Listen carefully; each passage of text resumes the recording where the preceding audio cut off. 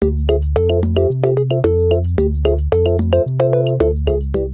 guys! Welcome to my vlog! Guys, long time no vlog. Talagang 2 months or 3 months akong hindi nakapag-vlog. Sobrang dami lang talagang nangyari and super busy lang talaga ako sa work ko. Kaya siguro hindi ako nakapag-vlog. Well, gusto ko talagang mag-vlog. Like, gusto kong gumawa ng a day in my life. Kaso nga lang kasi sobrang hindi talaga kaya. Like, mahirap. Basta, hindi ko siya ma-explain sa inyo.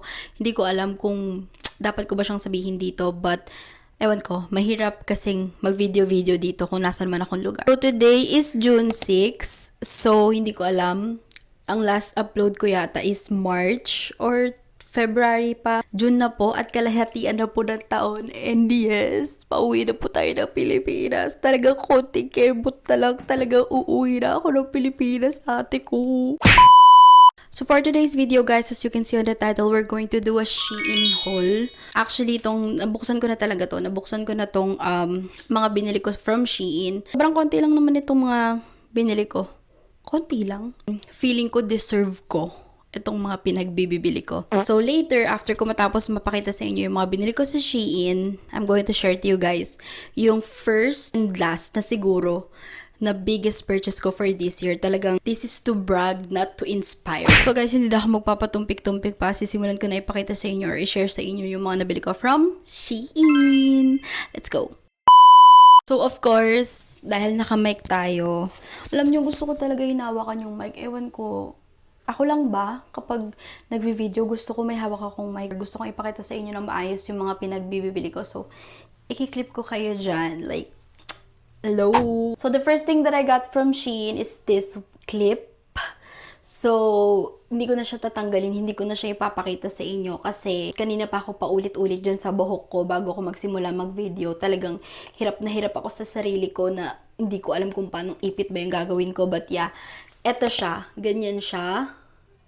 Ganyan siya. Kiniklip lang siya. Para siyang chuk-chak na maliit. Let's proceed. The next thing that I got is this necklace. So, ito, white necklace lang to. Ayan, kapag magbi-beach, parang choker siya. So, kung gusto mo siyang i-adjust, pwede siyang adjust. So, adjustable siya. So, this one, I got this for only $1.30. Kung alam ko ba't ko ito binili. So, next one is bumili ko ng mga stickers. Marami to. Actually, ang total nitong stickers na to, kada isang pack is 50 pieces. So, iba't iba kasing klase siya. So, eto, katulad nito, may Y2K. Next, ito yung pinaka-favorite ko. At sobrang ma-cute. Tignan mo. Itong gusto ko kasing bumili ng sausage dog. Kaso si Macy ayaw niyang bumili kami ng bagong aso kasi nga magsiselos yung mga bebe ko. So, next one is I bought this hair accessories. Bumili naman ako ng turban. So, meron kasi akong turban na pinadala from Philippines. Sa kalista ko yata yun binili. Kaso hindi ko siya gusto kasi sobrang kapal. Ayoko ng turban na makapal. Gusto ko yung manipis lang. Ganyan siya. Meron akong brown. Ganito yung gusto kong tela. Yung manipis lang. Ayoko kasi talaga nung makapal. Ang sakit niya sa ulo. Talagang banat na banat ka. Binili ko is black, white, beige, and choco brown. So, next one is bumili ako nitong bumili ako ng AirPods case. So, medyo madumi na kasi yung AirPods case ko. And yes, sausage dog ulit siya. So, meron din siyang keychain. Dito ko nakitaan kasi may keychain siya. Ewan ko, hindi ko alam kung kilala niyo ako, pero sobrang hilig ko talaga sa anik-anik. Like, sobrang hilig ko sa mga keychain, yung mga tumutunog-tunog sa bag. Yung last na nabili ko na talaga namang hindi ko alam sa sarili ko kung bakit ko sila pinagbibili. Wala sa plano ko na bilhin. Bumili ako ng iPhone case. Kasi yung ginagamit kong case ngayon, this one is Sunny Angels from Case T5. So, ganito siya. Of course, sausage dog ulit siya. Pakita ko siya sa inyo. Ewan ko kung ako lang ba yung taong mahilig sa bulky case. Gusto ko yung mga case is bulky siya. So, sobrang cute! Okay, papalitan ko na yung case ko mamaya. So, now, let's proceed na dun sa mga damit na pinagbibili ko sa Shein. Ito na yung pinaka main reason kung bakit ako nag-Shein. Kasi yung mga nauna kong pinakita sa inyo, yung mga nauna kong share sa inyo is talagang wala siya sa plano. Wala siya sa planong bili. Bigla ko na lang siyang napadpad sa cart ko at talagang nasama siya sa checkout. Ganon. So yes, let's proceed na sa mga damit na nabili ko. So, eto, bumili ako ng pantulo. Of course, sobrang hilig ko talaga sa sausage dog. Alam mo yung gustong-gusto ko talagang bumili. Nakikita nyo ba yan? And in fairness, ang ganda ng quality niya. Ako talaga ng mga ganitong pantulog. Sobrang cute niya. Meron din siyang short, of course. Kaya ko lang talaga to binili is because kasi sausage dog siya tapos may color pink. Kaya ako siya binili. Next, let's proceed na sa aking susunod na binili. So, this one is from Maskirt na shop sa Shein. Ayan siya.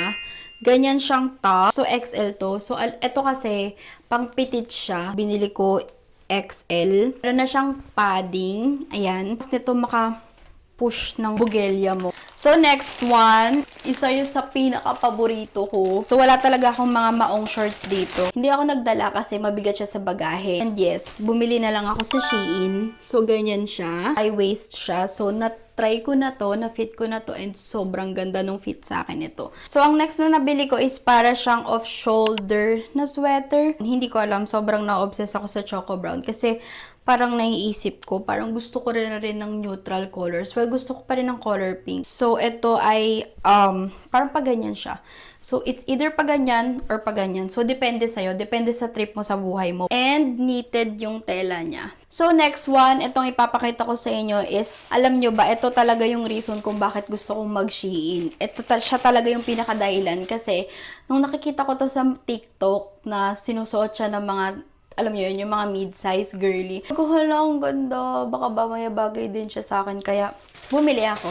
So, siya lang talaga yung reason kung bakit ako nag-Shein. So, ganitong short siya.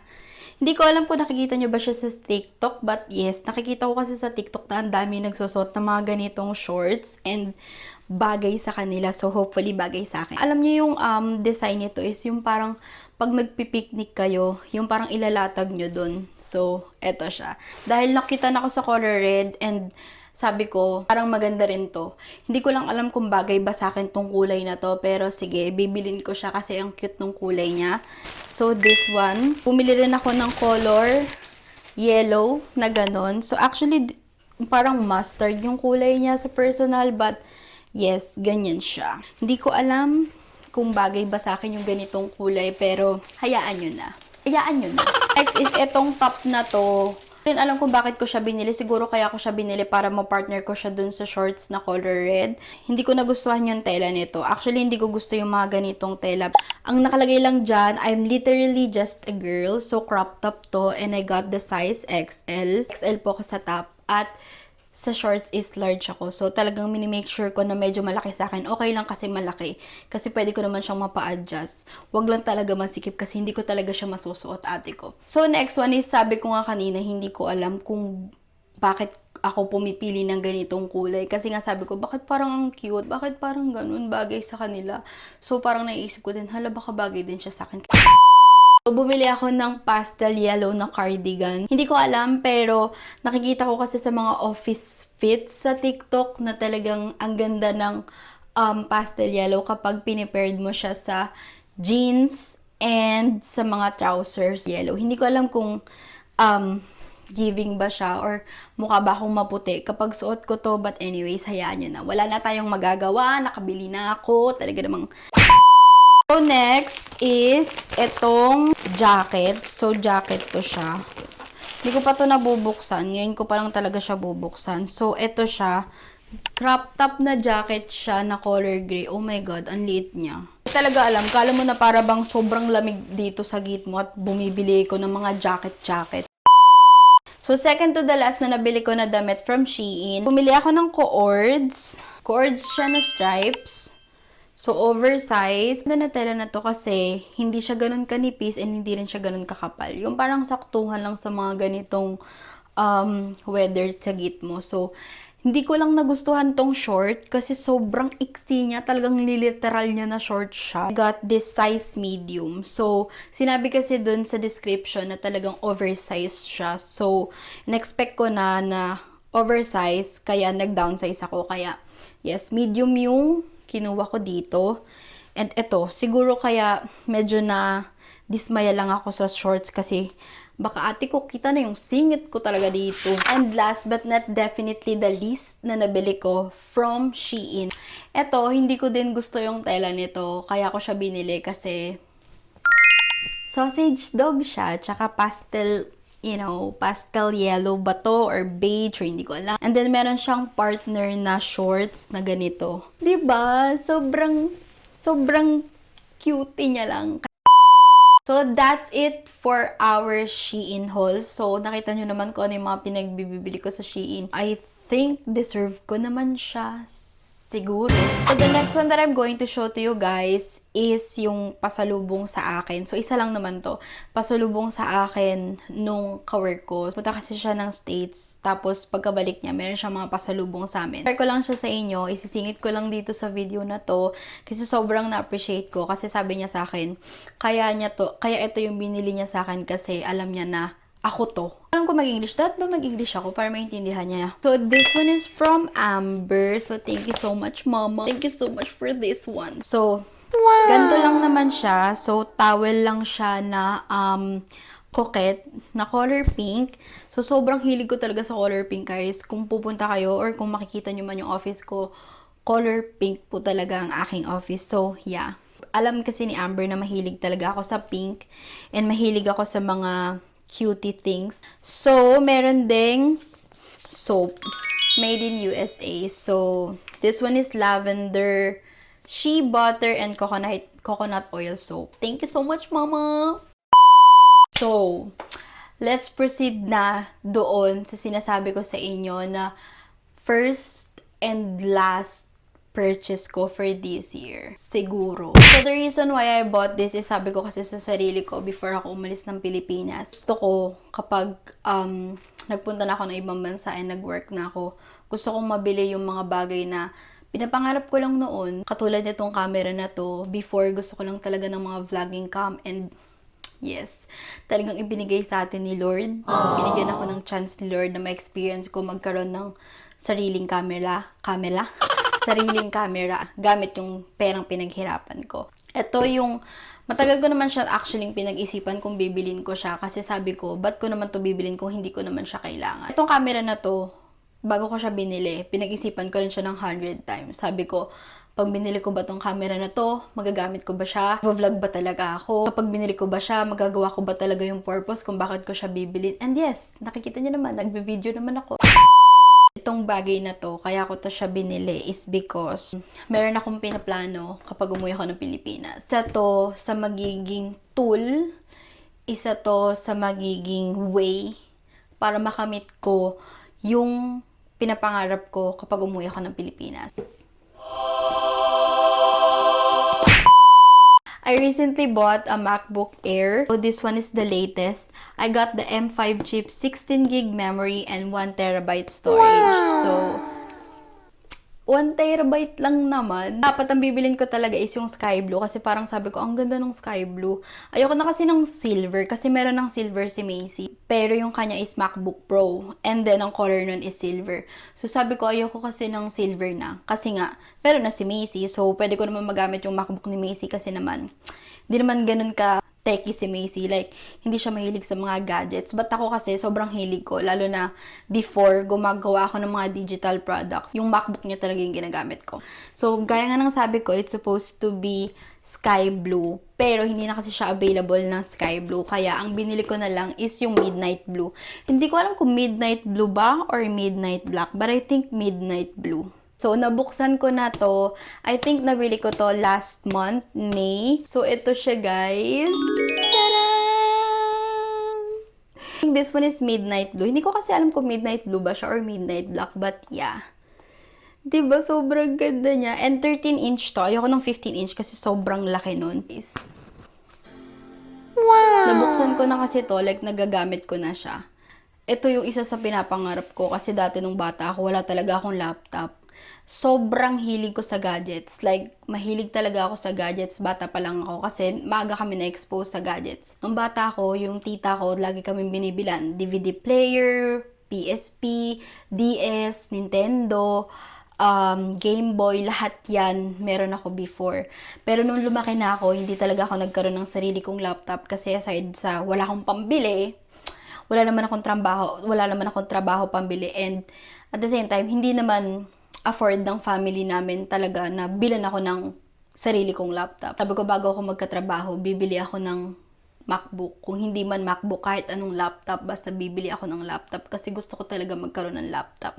Laging sinasabi sa akin ni Macy, huwag ka na bumili ng laptop, may laptop naman ako eh. Huwag ka na bumili ng laptop, nagagamit mo naman yung laptop ko. Pero kasi sabi ko sa sarili ko, iba pa rin kasi kapag meron kang sarili, 'di ba? So, parang dami kong sinabi, talagang ang dami-dami niyang sinabi sa buhay niya. Bili ako nitong laptop sleeves, so I bought this from Amazon. So I think ang bili ko dito is $21.99 and the brand is Tecool. So, of course, color pink siya. Comes with this one. Meron din siyang pouch. So, nakalagay dito yung charger ng MacBook. Meron akong microfiber pamunas ko dun sa MacBook ko, and then my mouse, of course, color pink. So, this is from Logitech. This is the M196 mouse. Hindi ko gusto yung Magic mouse. Hindi ko alam. Hindi ko lang siya gusto gamitin. Kasi nun sila Macy, yung Magic mouse.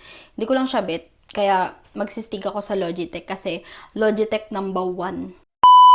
So, that's it for today's video, guys. I hope you enjoy my video. Yun, ito yung mga little rewards ko sa sarili ko. Of course, itong MacBook hindi siya little kasi sobrang bigat niya, sobrang mahal niya. Ate ko talagang, actually, hindi ko pa siya tapos bayaran. Sobrang na-appreciate ko lang yung buhay ko ngayon. Like, dati hindi ko naman to nagagawa. Like, dati, wala akong mga ganitong bagay. Kaya, sobrang nagti-thank you ako kay Lord kasi binibigyan niya ako ng chance maranasan ko yung mga ganitong bagay. Hindi ko napapatagalin tong video na to, guys. I hope you enjoy my video and hopefully sipagin na tayong mag-vlog. Like, sipagin na akong mag-video ulit, and gusto ko kasi talagang gumawa ng maraming videos habang nandito ako sa Gitmo hanggang sa makauwi ako ng Pilipinas para ma-share ko sa inyo kung ano ba yung routine, kung ano ba yung journey ko dito sa Gitmo. But yeah, hopefully magawa natin siya. That's it for today's video, guys. I hope you enjoy my video and see you to my next one.